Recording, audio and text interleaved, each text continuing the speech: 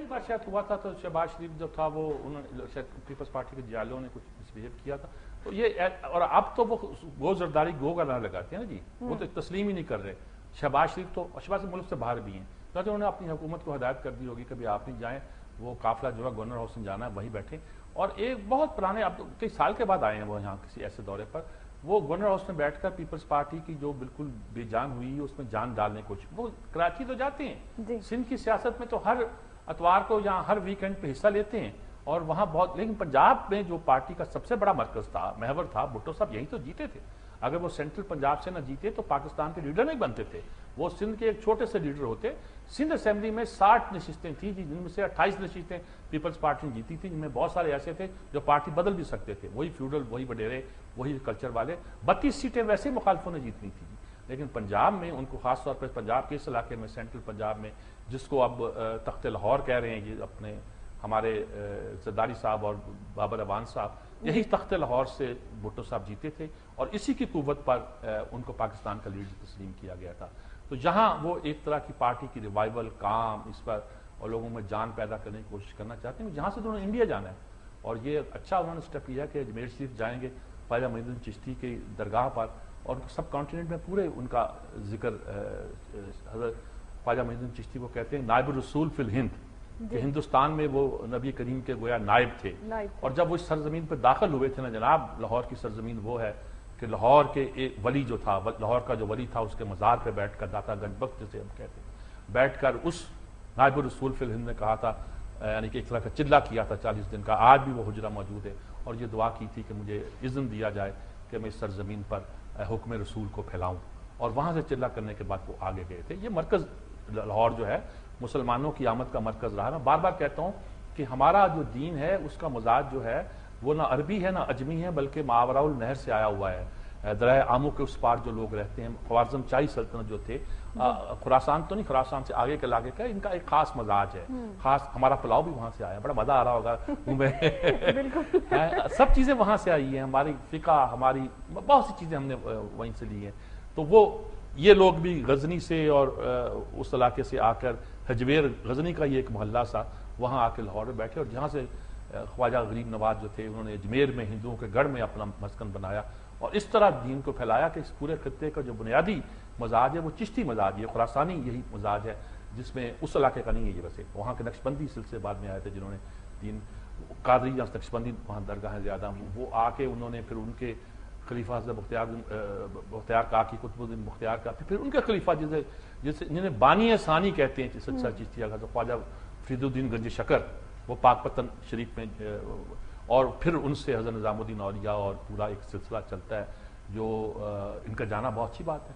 अजमेर में इनको हाजिरी देनी चाहिए और हम भी दुआ करते हैं कि ख्वाजा गरीब नवाज हम पर रहम हो और तुम्हारी दरगाह से वापस आने वाला इस मुल्क की कोई खिदमत ही कर सके, तो हमारे लिए यही। और वही है कि इंतज़ार किया जा सकता है एक अच्छे वक्त का।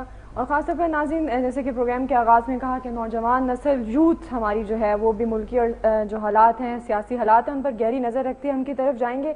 जी, अपना नाम बताकर जो भी सवाल करना चाहें आप मेरे सबसे पूछ सकते हैं। जी, अस्सलाम वालेकुम, हैना सईद सर, मेरा सवाल है, जैसे आज भुट्टो साहब की बरसी है तो उसका आज की नई नस्ल पर क्या असरात हैं? मैंने एक तो तफसील से बताया भुट्टो साहब का ये है। भुट्टो साहब के बारे में कुछ लोग खिलाफ थे, कुछ हक में थे।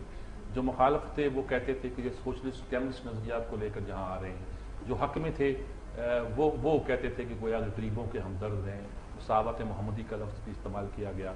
और भुट्टो एक नई डायनामिक लेकर सियासत की इस मुल्क में आए थे।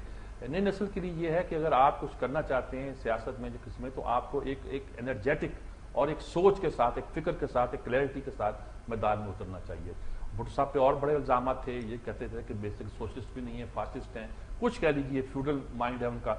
लेकिन इसमें बात में कोई शक नहीं है, उन्होंने मुल्क की सियासत को एक बड़ी एक हरकी जो एक कुव्वत है वो अता की। और जो लोग सियासत में आना चाहते हैं, सियासत में काम करना चाहते हैं, मुल्क की सियासत पर नज़र रखना चाहते हैं, उनको देखना चाहिए कि लीडर चाहे आपके हम ख्याल हो, चाहे आपका मुखालफ हो, अगर वो काम कर रहा है तो उसको काम भी के हवाले से परखा जाता है और देखा जाता है। जी, अस्सलाम वालेकुम, मेरा नाम एहसन है और मेरा सवाल ये है कि पेट्रोल हमारी एक अहम ज़रूरत है। गवर्नमेंट रोज़ बरोज़ इसकी कीमतें बढ़ा रही है, इसका मकसद? ابھی ہاں ابھی تو انہوں نے کم کیے ہیں, 1.5-2 روپے کم کر دیے ماشاءاللہ, 8 روپے بڑھا کے 1.5-2 روپے کم کر دیے.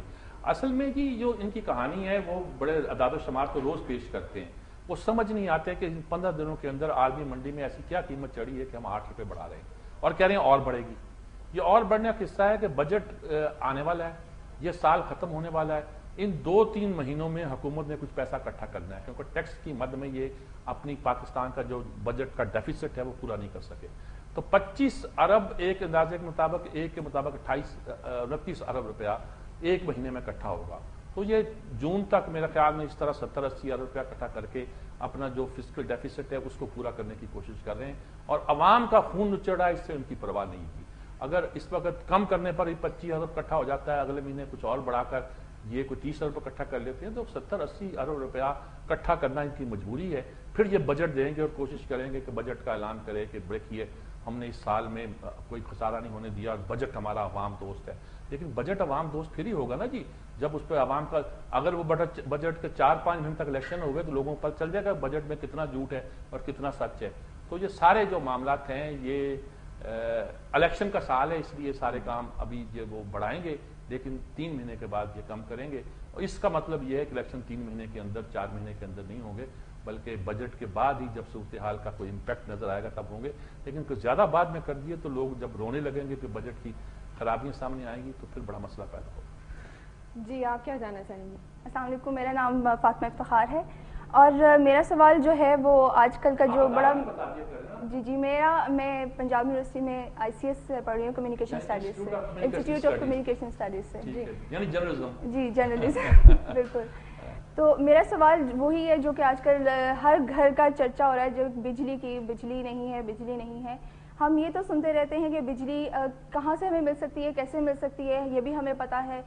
یہ بھی ڈسکس ہو جاتا ہے کہ بجلی کے کتنے ریسورسز ہیں, کول کتنا ہے پاکستان میں, کس طرح سے, اور لیکن الیکٹریسٹی کے آلٹرنیٹیوز کے بارے میں بات ہوتی ہے, لیکن اس کے بارے میں ہماری حکومت کیوں نہیں کچھ کرتی ہے؟ کیا ان کو نہیں پتا اس بارے میں؟ بہت اچھی بات ہے. دیکھیے کول کے ذخائر جو ہیں کوئلے کے, وہ سندھ میں ہیں, بڑی تھر میں, تھر کول جسے ہم کہتے ہیں, اور 20 سال سے ہم سن رہے ہیں. جرمن سے بات ہوئی, چین سے بات ہوئی, وہ تیار ہے, ہم تیار ہیں.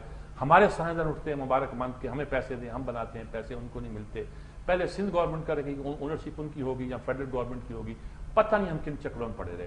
اور وہ جو کوئلہ ہے, وہ کوئلہ وہ نہیں ہے کہ وہاں نکال کے ہم بیچ سکیں, یا وہاں نکال کے ہم اس کی گیسیفیکیشن کرنی پڑے گی وہیں, یعنی کہ وہ اس کی کوالٹی وہ اتنی اعلیٰ نہیں ہے, اس کی گیسیفیکیشن کرنی پڑے گی. ورنہ ہماری اسٹیل مل میں بھی کوئلہ استعمال ہوتا ہے, جو ہم آسٹریلیا سے منگواتے ہیں, شاید اب انڈیا سے منگوا رہے ہیں, حالات مختلف ہے. تو اس کوئلے کو وہیں استعمال کرنا, اس کی گیسیفیکیشن کرنا, یعنی اسے گیس میں کنورٹ کرنا اور پھر اس گیس سے بجلی پیدا کرنا, یہ پروجیکٹ مبارک سمر بند نے کر کے دکھا دیا کہ یہ ہو سکتا ہے. وہ کہتا ہے میں نے کر کے دکھا دیا, گیس ضائع ہو رہی ہے, اب میں کہتا ہوں کہ مجھے پیسے دو, وہاں بجلی گھر لگاؤں, وہ دے نہیں رہے. اچھا, اب کوئی ایکسپلین بھی نہیں کرتے کہ یہ کام ہم کیوں نہیں کر رہے. ہم کر دیں گے, ہم مقدر بدل دیں گے, تقدیر بدل دیں گے, کب بدلیں گے؟ کوئلے کے ذرائع ہیں ہمارے پاس, ونڈ کے کوریڈورز ہیں ہماری, یہ سمندر کے ساتھ ساتھ ادھر بدین کی طرف پوری ایک کوریڈور ہے جہاں تیز ہوا چلتی ہے. چنیوٹ کے قریب ایک کوریڈور ہے جس میں تیز ہوا چلتی ہے, جہاں وہ ونڈ مل قسم کی چیزیں جو ہوتی ہیں وہ لگا کر وہ بجلی کو پیدا کیا جا سکتا ہے. یہاں وہاں یہ بھی ایک صورتحال اچھی جو ہے وہ ہو سکتی ہے. ہم وہ نہیں کرتے. ہم کہتے ہیں کہ گنے کا جو پھوک ہوتا ہے اس سے بجلی پیدا کر سکتے ہیں, کہہ رہے ہیں, کرتے نہیں. اچھا, پانی سے ہم نے نندی پور پتہ نہیں کون وہ لے کر, وہ کسٹم کے جھگڑے میں کراچی کی بندرگاہ میں پڑے ہوئے ہیں. پنجاب کی حکومت کہتی ہے فیڈریشن نے ہمیں مار دیا, فلاں کر دیا, وہ بجلی گاہ نہیں لگاتے. تو ہم نے کچھ کیا نہیں ہے جی, کہانیاں کی ہیں. اور میرا خیال یہ ساری وہ باتیں اس کی جواب دہی کرنی پڑے گی, اور کھل کے بعد جب لوگوں کے سامنے ہوگی تبھی کوئی مسئلہ طے ہوگا.